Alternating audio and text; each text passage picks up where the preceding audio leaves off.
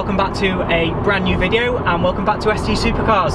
So today I was about to set off and I thought, you know what I haven't done and I've been meaning to do for about 8 months is film a video about what this car is like to use as a daily driver. And the reason behind this is I know a lot of people will be using this car day to day, just, you know, to and from work, whatever that may be. There's only a small proportion of people who actually buy this as like a weekend toy. So I just wanted to go through the 5 things I have noted around this being a daily driver. So the first point is economy. This is something which comes up and I get asked quite often. How good is the car on fuel? Do I end up spending a lot of money, etc, etc. So I wanted to address that first. And actually, I can't complain about this car. On average, I think it's done 32.8 or 32.9 miles per gallon over the time we've had it, over the 16,000 miles. Which, considering the performance this car's got, is absolutely phenomenal. I mentioned it in my 6-month update video, but my 335i, I struggled to see over like 21, 22. My Audi S3, yeah, it was an older one, but still 24 max. I mean, on a run, you could eke out 28, but you were being very, very cautious.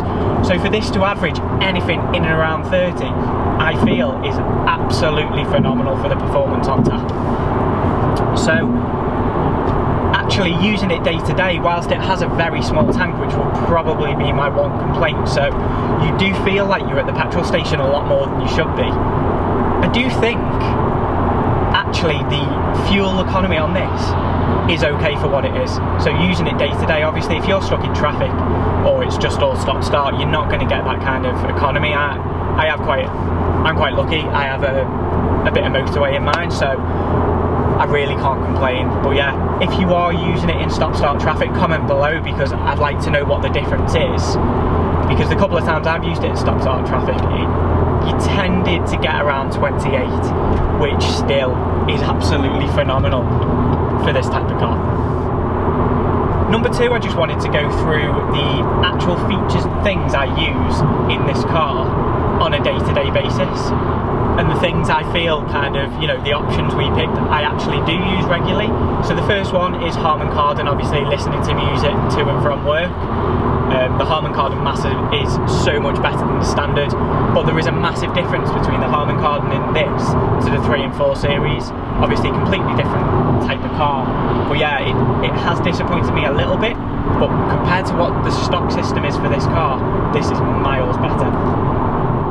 Then, to go, which kind of goes hand in hand with the Harman Kardon, is the music collection and the professional media. Now, I know in the comments I regularly get, no, don't need pro media, standard suffices, not worth the money, etc, etc. However, in my opinion, I do think it's worth the money, and the additional features such as the 20 gig storage you get is very, very useful actually, and allows you to store quite a lot of music on the hard drive.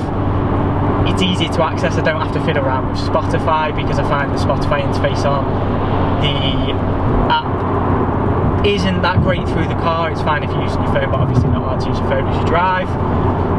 So yeah, Pro Media for me is the one. It just makes the cabin feel more premium. I like the size of the bigger screen, I think it looks better, and actually the additional functionality you get is worth the money. Another part of that professional media package which I use regularly, and I have mentioned before, is the touch controller. Now, I find this brilliant, particularly if I am at the office and I'm having to go somewhere. Being able to put the address in or the postcode without really having to look at the screen, scrolling around, choosing the letters and numbers, I just find it's much easier. Again, a lot of people say no, rubbish, gimmick, but again, I use it, so for me that is one of the options, part of the Pro Media package, which makes it worthwhile. Again, something I have mentioned time and time again around an option I would absolutely pick, and that's the sunroof. For me, the sunroof just lightens the cabin up, and obviously when I reach a tunnel or I have a bit of fun, it does actually mean there's a bit more noise coming in as well, so yeah, for me, sunroof, again, would be ticking that box. And then finally, another feature of kind of the in-car stuff is the in-car driver profiles. Now, because I share this car with my partner, which I've said from day one, it is a shared car, having the choice to set up multiple profiles just works really, really well.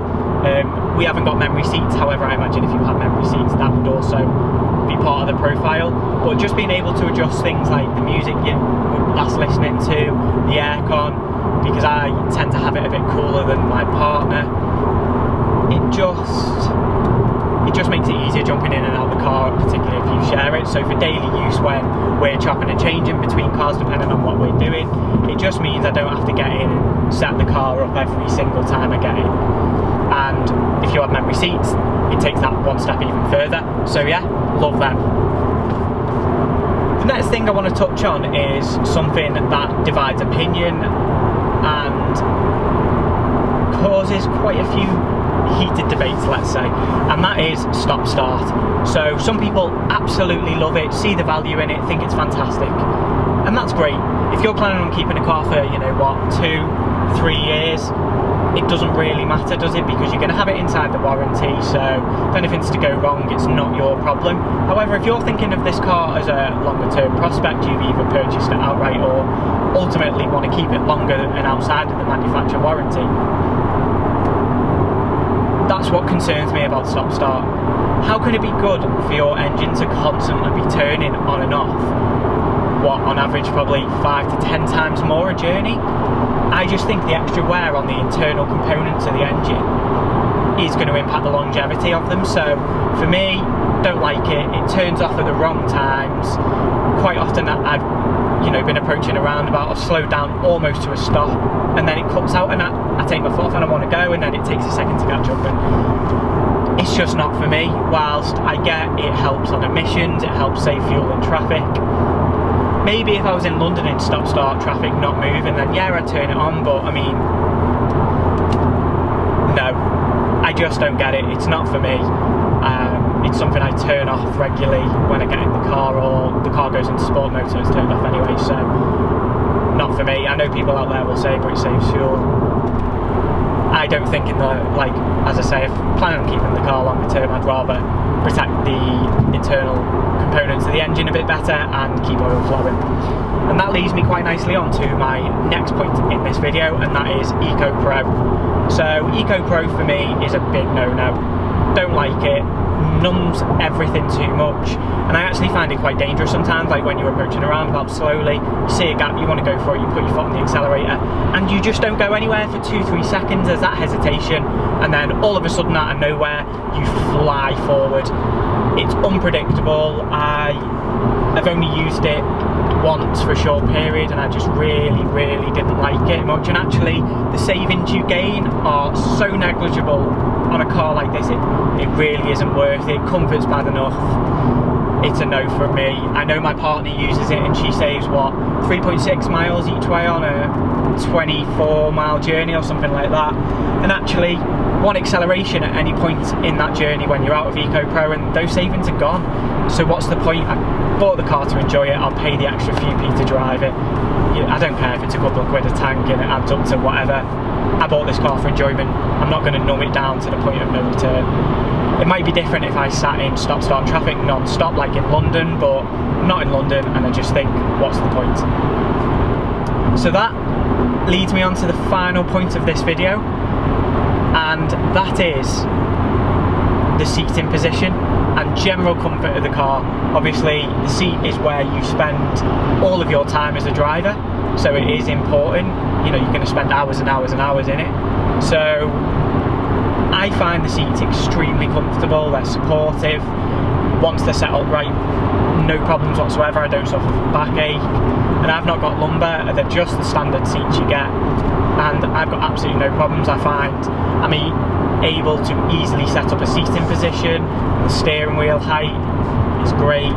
General comfort on passive, I discussed it in the 6-month video, it's not the comfiest, but for this type of car, it's also not the worst I've had.